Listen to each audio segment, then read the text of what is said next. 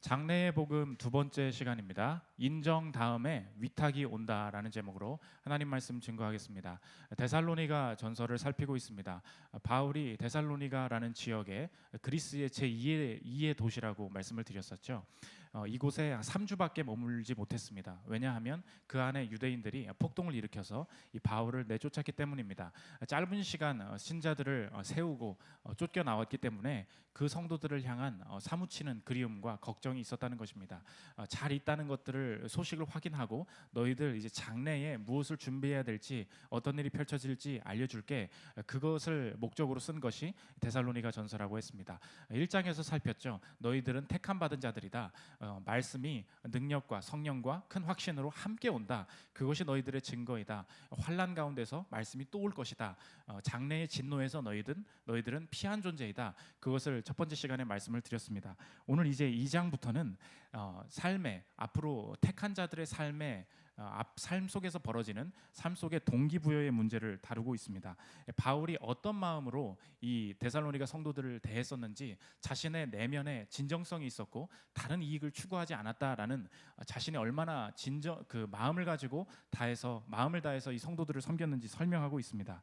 이 내면의 동기부여를 보여주고 있는 건데, 이것이 바울의 그 마음을 안다고 해서 우리에게 도움이 되는 게 도대체 무엇입니까? 오늘 이 서신서, 이 성경이 하나님이 우리에게도 주시는 말씀이다. 우리가 그것을 믿는다고 하지 않았습니까? 그렇기 때문에 이 데살로니가 전서 2장 바울의 심리 상태를 보여주는 이것도 우리에게 주시는 하나님의 말씀으로 받아들여야 한다는 것입니다. 오늘 이 바울의 내면을 보는 것이 왜 중요한가? 이 내면의 바울이 무엇을 동기부여로 하여 이 성도들을 섬겼는지 그것을 잘 보여주기 때문입니다.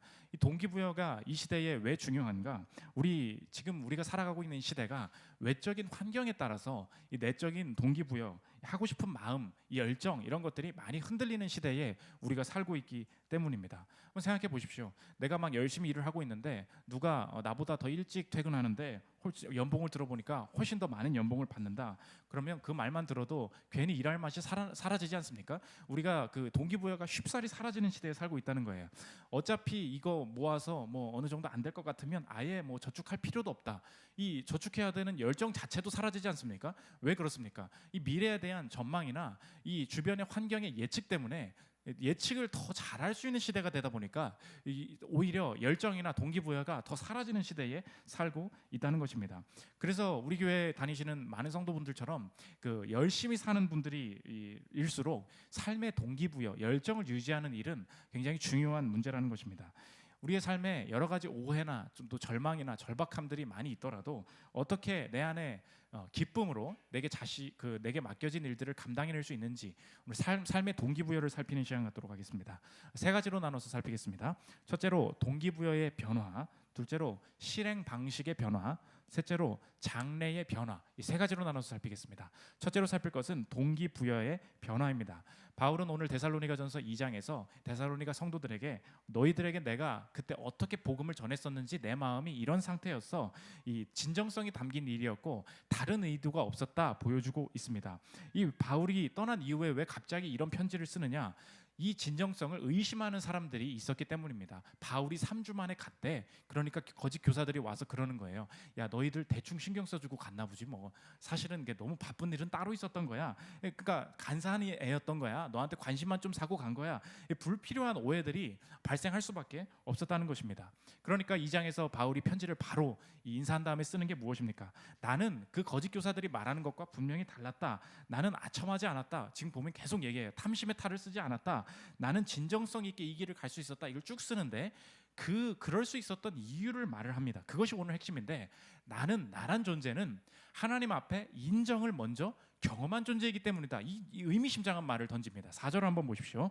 오직 하나님께 옳게 여기심을 입어 복음을 위탁받았으니 우리가 이와 같이 말함은 사람을 기쁘게 하려 함이 아니요 오직 우리 마음을 감찰하시는 하나님을 기쁘게 하려 함이라. 계속 띄워주세요. 이 영어로 보면 옳게 여기심을 입어, 이 말이 approved 라는 뜻입니다. 인정받았다, 확인됐다, 그런 뜻입니다. 이 그리스도인들의 삶을 보여주고 있는데, 택한 자의 삶은 이 땅에서 인정받기 위해서 사는 삶이 아니라 인정받고 시작하는 삶이라는 것입니다. 뭐라고요? 우리가 이 땅에서 그리스도를 믿고 앞으로 살아가는 삶은 하나님이나 세상 앞에 앞으로 잘해서 인정받으려고 살아가는 삶이 아니라 이미 인정받고 시작하는 삶이라는 것입니다. 그래서 이 구절이 얼마나 중요한지 이 케임브리지 그 철학 박사이시기도 하고 웨스트민스터의 신약학 교수로 지금 계신 그레고리 비일이라는 교수님이 계십니다. 이분이 이 구절의 시제, 이제 정현이도 알죠? 그 현재, 과거, 미래, 영어에는 그런 시제가 있어요. 이 시제의 중요성을 이렇게 설명합니다. 들어보십시오.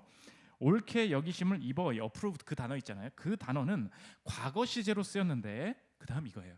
시험이나 인정이 이미 과거에 일어났다는 것을 뜻한다. 이게 중요하다는 거예요. 하나님 앞에서 바울은 어떤 존재냐? 네가 복음을 앞으로 얼마나 잘 전하는지에 따라서 하나님이 바울을 인정해 줄 수도 있고 그렇지 않을 수도 있고, 그러기 때문에 내가 너희들한테 열심히 전하는 게 아니라는 거예요. 바울의 내면에는 무엇이 있었냐? 나는 이미 하나님 앞에 인정받았다. 하나님 앞에 인정받고 시작하는 것이다. 그렇기 때문에 내가 너희들 앞에 진정성을 가지고 할 수 있었다. 이걸 지금 설명하고 있습니다. 그래서 그리스도인들의 삶은 살아서 뭘 증명해야 되는 삶이 아니라 그리스도께서 나를 얼마나 사랑하셨는지 증명하신 분을 만나고 시작하는 삶이라는 거예요. 우리가 그 신앙생활을 열심히 하다 보면 착각을 합니다. 내가 열심히 해서 주님께 인정받겠다. 여러분 그 마음을 좀 내려놓으십시오. 그렇게 되지도 않고 그것 때문에 힘들어지실 것입니다. 우리의 출발, 열정의 출발, 동기부여의 출발이 어디에 있느냐? 내 삶에 대한 내 가치, 내 삶의 의미와 가치가 어디로부터 오느냐? 그리스도께서 십자가에 못 박히시기까지 그 가치가 이미 확인되었다, 증명되었다. 그 정도로 나를 사랑하셨으니 내 삶은 살아갈 가치가 있는 것이다. 확인받고 시작하는 것, 이것이 인정받은 삶, 그리스도인의 삶이라는 것입니다. 이 시대의 이 문화의 목소리가 우리가 삶을 살아갈수록 우리를 압박하는 것이 무엇입니까? 이 가치 있고 의미 있는 것들이 이것이다 해서 나도 나름대로 커리어도 쌓고 뭐 돈도 벌고 자녀 교육도 시키면서 뭔가 잘 살아보려고 하지 않습니까? 그런데 이 시대가 잘 살았다라고 말하는 이 인정하는 것들을 계속 추구는 하고 있는데 제대로 안 되는 거예요. 제대로 잘 안 됐을 때 동기부여가 금방 사그라들게 만든다는 것입니다.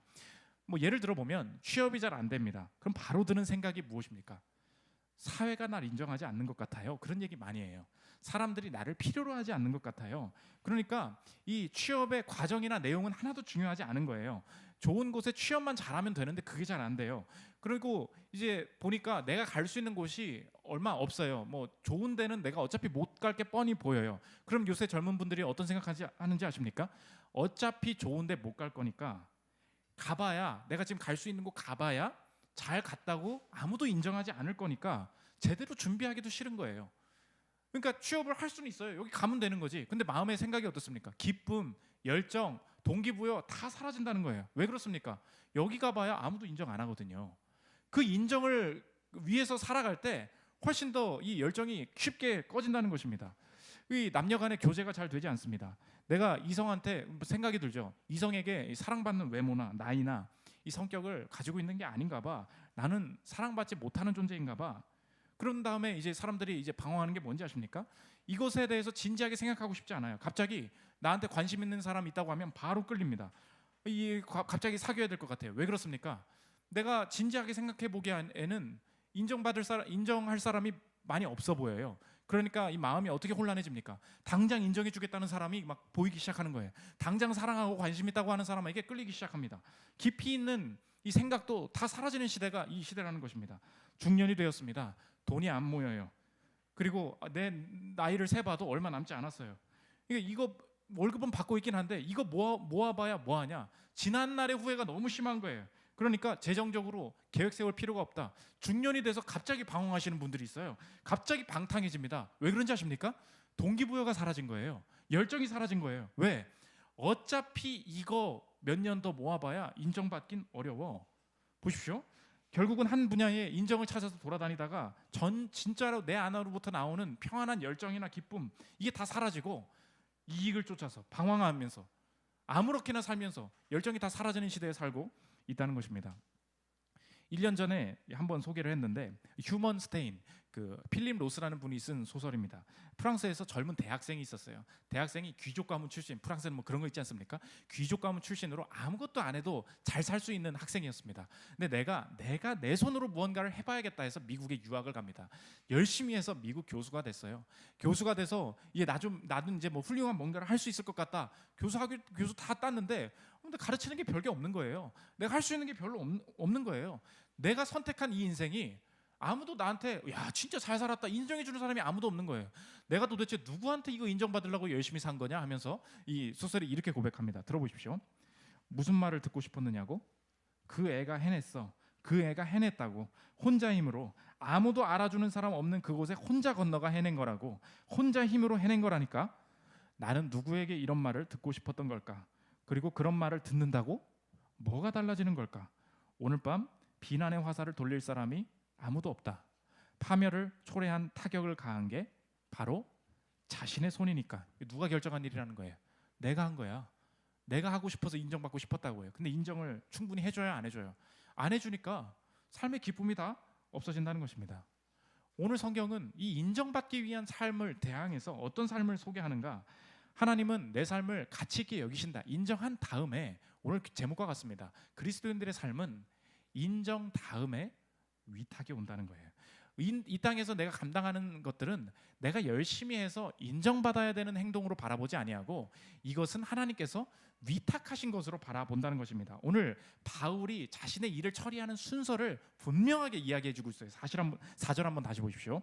오직 하나님께 옳게 여기심을 입어 그 다음에 복음을 entrusted 위탁 받았으니 우리가 이와 같이 말하면 사람을 기쁘게 하려 함이 아니요 오직 우리 마음을 감찰하시는 하나님을 기쁘시게 하려 함이라. 성경의 세계관은 무엇입니까? 하나님께 혹은 사람에게 인정받기 위해서 앞으로 한번 달려가 봐 하는 것이 아니라 이미 인정을 해 주셨고 나머지 삶은 무엇입니까?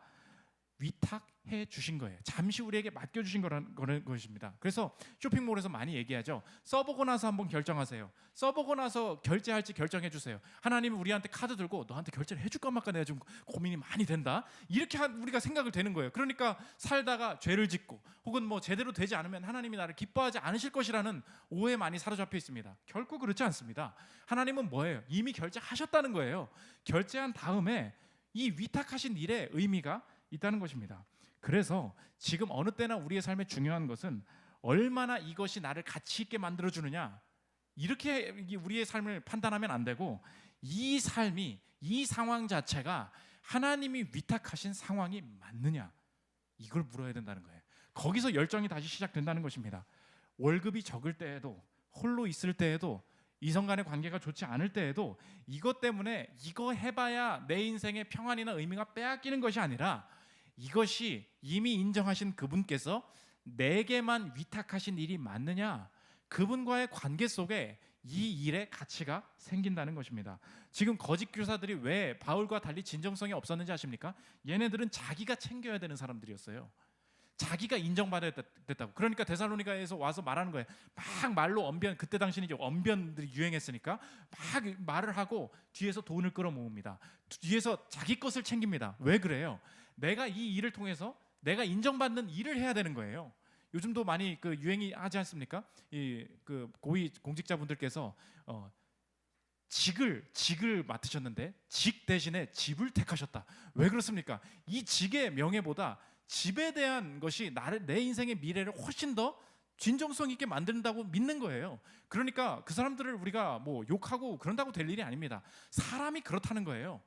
진정성 있게 나는 어느 순간 진정성 있게 일을 하고 있다가 우리도 다 넘어질 수 있습니다. 왜 그렇습니까? 위탁하신 일, 인정은 이미 받았고 위탁하신 일이라는 생각이 없으면 더 좋은 것, 인정받은 일을 향해서 내 진정성이 흔들릴 수 있다는 것입니다. 제가 개척했을 때 저는 개척하기 전에 사무실에서 일했던 사람입니다. 뭐 한 층에 한 100명 정도가 있었어요. 그러니까 팀이 있었고요. 성과가 분명했고요. 하루하루 할 일에 대한 과업이 있었습니다. 분명한 성과가 A, B, C, D가 다 나눠졌어요. 그러니까 오늘 할 일을 누가 줍니다. 너무 분명해요. 그리고 내가 잘했는지 못했는지 얼마나 잘할 수 있는지 측정되는 게 분명합니다. 그런데 개척을 처음 해가지고 저는 그거 몰랐어요. 집안에 앉아 있는데 아무도 날 안 불러요. 오늘 아침부터 이제 저녁까지 뭐 해야 될지 아무도 나한테 시키질 않아요. 과업을 주지 않아요. 그러니까 내가 찾아야 돼요. 그래서 많은 그 개척교회 목사님들이 외로워서 어떻게 하는지 아십니까? 계속 사람 만나고 다니고요, 계속 세미나 다녀요. 왜냐하면 뭐 한 게 없는 거예요. 뭐 내가 뭘 했다는 느낌이 안 드는 거예요. 근데 저도 내가 아무도 인정을 안 하고 내가 이거 뭔가 인정받은 것, 사람의 어떤 말을 듣고 싶은 거예요. 그때 제가 기도했던 게 뭐냐, 하나님, 제게 위탁하신 상황이 맞습니까? 제가 아무한테도 가서 이게 뭐 설교 세미나에 들어본 적이 없어요. 제가 정말 끝까지 고민하면서 이 길을 갔던 게 뭐냐, 이 상황이 내가 인정받지 못하거나 가치 없어진 게 아니다. 이 성도들의 뭔가 인정을 받기 위해서 내가 이 길을 가기 시작한 게 아니다. 하나님이 이 길로 부르셨는지가 맞느냐, 위탁하신 상황이 맞느냐, 거기서부터 하나님 제 길을 가보겠습니다. 그럴 때 인정이 없을 때에도, 월급이 적을 때에도, 뭐 내 삶의 성과가 없을 때에도 그 길을 갈 수 있는 동기부여가 생긴다는 것입니다. 그래서 오늘 제목을 기억하십시오. 인정 다음에 위탁이 온다는 거예요. 이게 그리스도인의 삶이라는 것입니다. 두 번째, 실행 방식의 변화가 이루어지는데, 하나님 앞에 먼저 그리스도의 십자가로 인정받은 삶, 그 측면에서 자신의 삶을 바라보는 그리스도인들은 어떻게 삶의 직접적인 일들을 실행할 때 변화가 나타나는가, 오늘 두 가지를 바울이 보여주고 있습니다. 첫째는 관계를 초월하게 되고, 두 번째, 효과적인 고난을 맞이하게 된다는 것입니다. 첫째로 관계를 초월하게 된다는 것인데, 오늘 분명히 그 바울은 사도였고 데살로니가 사람들은 성도였어요. 어린 자들이었어요. 그런데 뭐라 그러냐, 내가 베이비시터처럼 널스, 그러니까 그 내가 아이 유모처럼 너희들을 대했다, 자녀처럼 너희를 길렀다 얘기합니다. 7절 보십시오. 우리는 그리스도의 사도로서 마땅히 권위를 주장할 수 있으나 도리어 너희 가운데에서 유순한 자가 되어 유모가 자기 자녀를 기름과 같이 하였으니, 새로운 관계를 이야기하고 있습니다. 권위를 주장한다는 말은 뭐냐, 이제 원어로 보면 무겁게 한다, 짐을 지운다, 요구한다, 권위를 내세운다, 뭐 그런 뜻이에요. 그거를 다 할 수 있다는 거예요. 바울이 누구입니까? 사도예요. 하나님 앞에 이 말씀을 맡은 자예요. 그런데 이 의무나 권리를 넘어선 새로운 관계, 초월한 관계를 이야기하고 있습니다. 아버지와 자녀의 관계, 유모와 자녀의 관계로 새로운 주변 사람들을 바라보게 만드신다는 것입니다. 이게 하나님 앞에 택함 받은 자, 이미 인정받은 자의 삶에서 나타나는 특징인데, 저 여러분 지금 뭐 직장이나 사업을 하실 때 내가 가지고 있는 포지션, 사회적인 위치가 있습니다. 부장님이십니까? CEO십니까? 혹은 뭐 대리님이십니까? 위치가 위아래가 다 있지 않습니까? 그러니까 위아래로부터 오는, 이 위치로부터 오는 의무와 권리가 있어요. 나는 그 사람한테 반말하면 안 돼요. 나는 그 사람한테 월급 줄 의무가 있어요. 그리고 나는 6시 땡 치면 갈 권리가 있어요. 다 의무와 권리로 살아가는 세계 아닙니까? 그런데 하나님을 만난 사람들은 왜 관계를 초월하게 되는가? 하나님이 우리에게 다가오실 때 의무와 권리로 오지 않으셨다는 거예요. 예수님께서 나는 하나님이고 너는 피조물이다, 나는 너를 구원할 의무가 없는 존재다, 이렇게 말씀하시지 않으시고 아버지와 자녀의 관계, 그 관계를 초월하신 일들을 행하셨다는 거예요. 그게 십자가 아닙니까?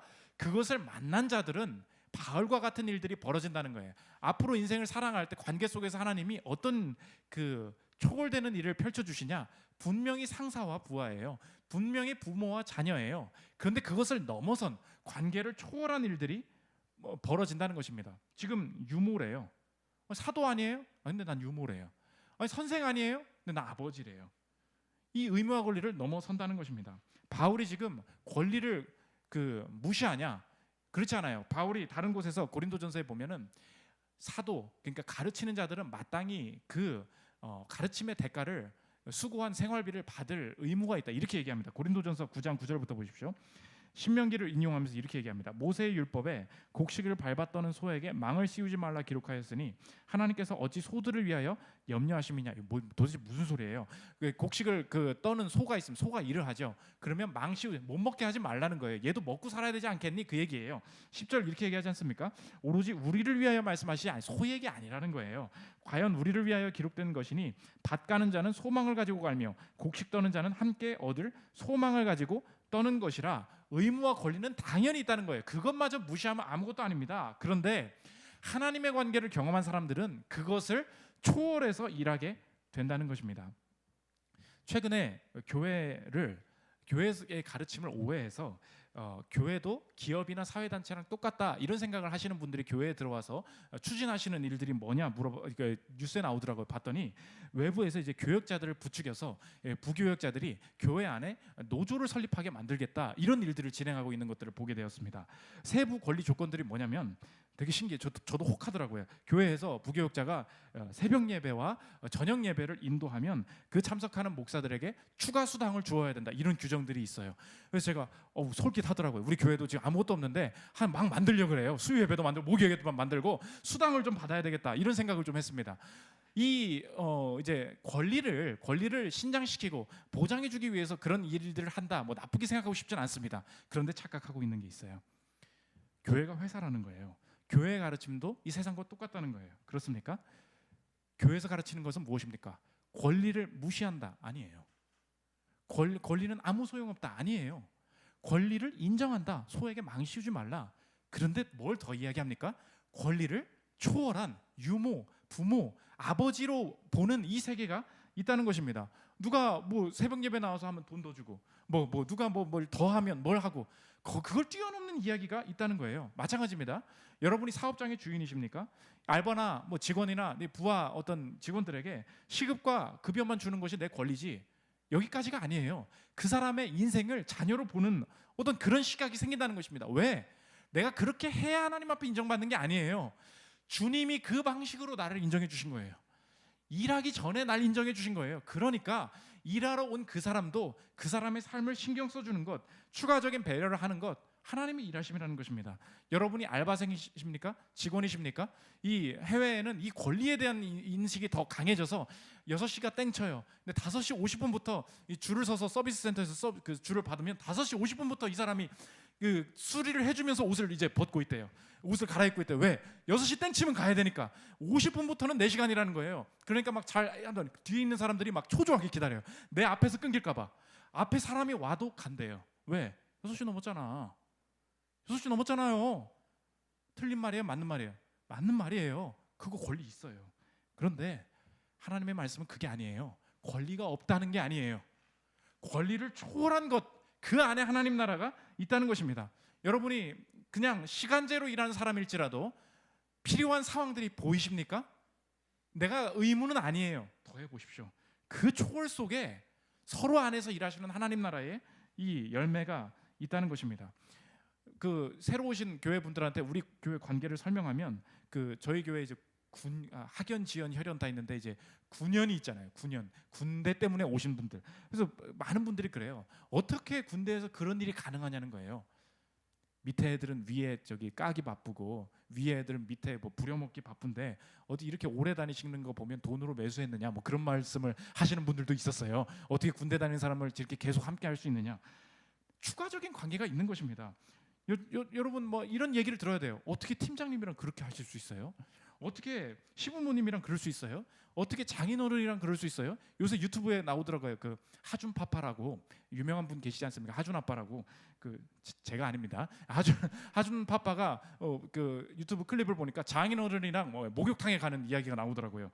그리스도인들이면 그 정도로 그분도 그리스도인이거든요. 그 정도 할 수 있다는 거예요. 강도사님도 하준 파파 아닙니까? 저의 장인어른은 이제 해외에 계시기 때문에 저는 얼마든지 저는 할 수 있지만 저는 그래서 목욕 네. 예, 자 그럴 수 있죠. 그리스도인들은 초월해야 된다는 것입니다. 아무튼 이 권리와 의무를 초월하는 그곳에 하나님을 느끼게 되어 있습니다. 여러분 권리를 보충하는 삶이 아니에요. 그리스도인들의 삶은 무엇이냐? 월급 받는 삶이 아닙니다. 하나님이 위탁하신 일을 할 때 관계를 초월하는 삶. 이것이 그리스도인들의 길이라는 것입니다. 두 번째, 어떻게 또 실행하느냐? 효과적인 고난을 경험하게 하신다는 거예요. 고난을 효과적으로 사용하게 된다는 거예요. 오늘 지금 바울이 너희들 안에서 굉장히 내가 열매를 맺었다. 근데 이 열매가 어떻게 온지 알아? 고난 때문에 온 거야. 1절 2절 보십시오. 그 형제들아 우리 가운데 너희 가운데 들어간 것이 헛되지 않은 줄을 not in vain. 그러니까 효과가 있었다. 너희가 친히 안 하니 2절 너희가 아는 바와 같이 우리가 먼저 빌립보에서 고난과 능욕을 당하였으나 우리 하나님을 힘입어 많은 싸움 중에 하나님의 복음을 너희에게 전하였노라. 이게 번역에는 빠진 단어가 있어요. 이 1절과 2절은 대조되어서 이 원문 앞에 한 단어가 있는데 그러나 도리어 이와 다르게 1절과 2절은 반대되는 얘기다. 그걸 가리키는 단어가 이제 원문에 있습니다. 무슨 말입니까? 야 엄청 열매가 있었어 1절 얘기하고 2절에 그와 반대로 우리의 삶은 엄청 어려웠어 이것 때문에 이렇게 된 거야. 이 reason, 이유를 설명하는 것이 2절이라는 것입니다. 그러니까 헛되이 되지 않은 이유가 뭐라는 거예요. 열매를 맺을 수 있었던 이유가 뭐라는 거예요. 효과적일 수 있었던 이유가 뭐라는 거예요. 고난 때문이라는 거예요. 고난이 없었으면 오히려 효과가 없었을 텐데 고난을 당한 것 때문에 내가 이렇게 고생을 하는 것 때문에 너희들이 나의 진정성을 보고 복음을 받아들이게 되었다. 오히려 고난 때문이었다. 고난이 효과를 낸다는 거예요.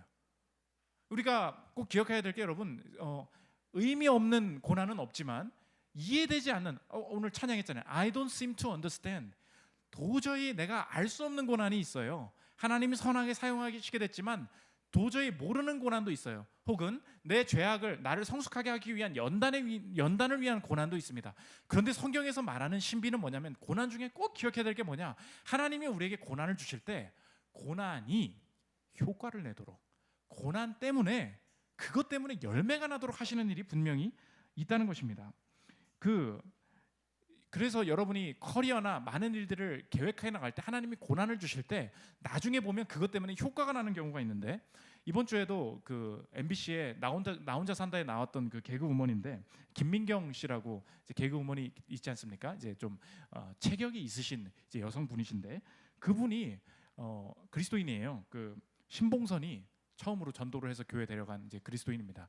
많이 자존감이 낮았대요. 이제 여성에 대한 외모에 대한 몸매에 대한 차별이나 그런 요구 인정들이 다르지 않습니까? 그러다 보는데 처음으로 이제 예수님 믿고 이제 신앙생활하다가 자신이 도전한 게 뭐냐? 필라테스라는 것입니다. 자, 필라테스를 갔대요. 아시겠지만 필라테스 그 체육관을 상상해 보십시오. 거긴 누가 있습니까? 필라테스를 하러 날씬한 사람들이 가요. 그렇지 않습니까? 이게 참 모순적인 얘기죠. 살을 빼러 간다고 하면서 너 살 안 쪘는데? 그래서 필라테스를 가는 거예요.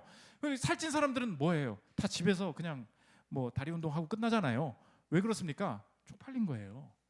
인정을 못 받거든요. 그 세계 안에도 인정이 있는 거예요. 그런데 이분이 내가 자신감 있게 갔더니 많은 사람들이 정말 울면서 너무나 메일이나 이 메시지를 많이 보내라는 거예요. 언니의 모습 때문에 나도 필라테스 시작했다는 거예요. 언니의 모습 때문에 나도 자신감을 갖게 됐다는 거예요. 언니의 모습 때문에 나도 그 세상이 말하는 그 인정을 벗어나서 뭔가를 해보고 싶다는 생각이 들었다는 거예요. 오늘 지금 위탁받은 일을 그 바울이 열정을 가지고 수행하게 됩니다. 복음을 위탁받았대요. 우리도 마찬가지입니다. 우리가 꼭 전도를 해야만 하나님의 일을 하는 것이 아니에요. 전도도 위탁받은 것이죠. 그런데 우리 안에서 해야 될 일이 뭔지 아십니까? 세상의 인정을 벗어난 하나님의 인정 속에서 뚫고 나가는 그 일, 그 고난이에요. 김민경 씨한테 물어보십시오. 이 몸매를 원하셨냐고. 아니죠. 우리도 한번 스스로에게 물어봐요. 이 상황을 원했냐고. 안 원했어요. 분명히 고난이에요.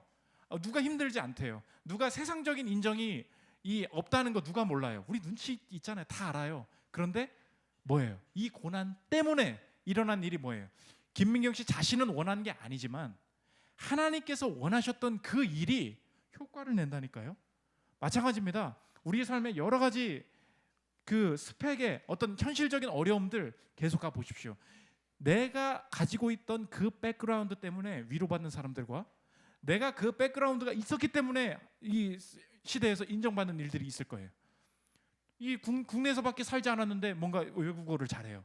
내가 뭐 다른 학위가 없는데 뭔가 실력이 있어요. 그렇게 뚫고 나가는 거 아닙니까? 세상의 인정이 아닌 하나님께서 주시는 고난을 통해 효과를 내는 것, 이것이 하나님께서 주신 고난을 해석하는 이 실행 방식의 변화라는 것입니다. 마지막 세 번째, 장래의 변화입니다. 그럼 강도사님 너무 편하네요. 나는 주님께 이미 인정받은 존재이니까 장래의 복음 아니에요? 장래에는 이제 아무렇게나 살아도 되겠네요. 이제 열심히 오히려 저는 그 열정이 떨어지는데요. 오늘 우리가 하나님 앞에 이미 인정받았음에도 불구하고 바울은 왜 위탁받은 일을 하나님을 기쁘시게 하기 위해서 열심히 뛸 수 있었는가?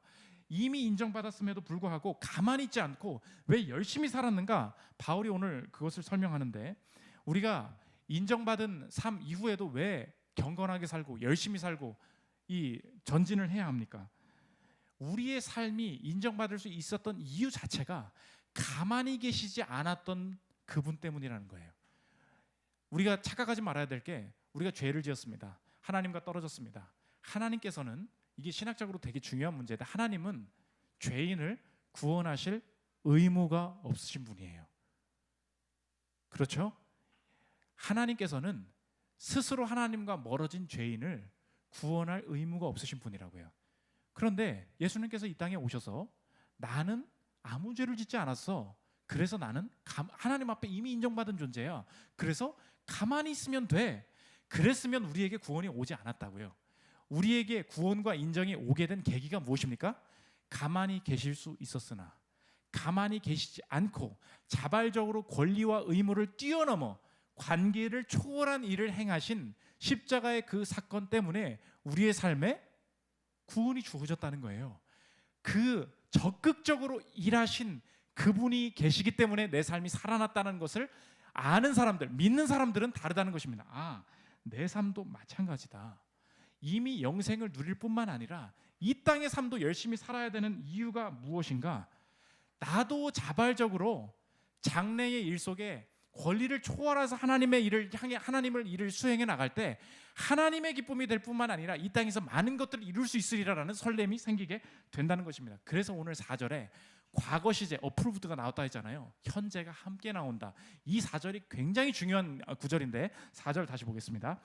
오직 하나님께 옳게 여기심을 입어, 과거예요. 복음을 위탁받았으니 우리가 이와 같이 말하면 사람을 기쁘게 하려 함이 아니요 오직 우리 마음을 감찰하시는 하나님을 기쁘게 하려 함이라. 어프루브드는 과거예요. 그런데 비슷한 단어인 테스트는 현재예요. 아니, 인정하셨다면서요. 인정하신 분이 테스트를 지금 하신다는 거예요. 인정이 끝난 줄 알았는데 여전히 인정이 남아 있다는 거예요. 그래서 아까 그 그레고리 비라는 분이 이렇게 추가적으로 덧붙입니다. 그러나 감찰하신다는 말은 현재 시제입니다. 인정과 시험이 현재에도 지속되고 있다는 측면을 강조하고 있는 것이죠. Present tense. 테스트는 현재야. Approved, 과거네요. 이제 내 마음대로 살아도 되네요. 그렇지 않다는 거예요. 테스트는 현재야. 주님께서 가만히 계시지 않으시고 나를 적극적으로 십자가로 가셔서 날 구원하신 그분이 지금도 내가 죄를 지을 때마다 이제 넌 포기할래 라고 하지 않으시고 보좌 우편에서 지금도 나를 위해서 간구하셔서 그 죄에도 불구하고 은혜가 임하도록, 그 실패에도 불구하고 내 삶에 은혜가 임하도록 지금도 일하시는 분이 하나님이심을 내가 안다면, 저 여러분, 오늘도 하나님이 나의 현재를 부르십니다. 현재에도 은혜 주시기를 원하시는 분의 시선을 내가 보고 있는데 어떻게 인정받았다고 하여 앞으로의 삶에 그 시선을 의식하지 않을 수 있겠는가?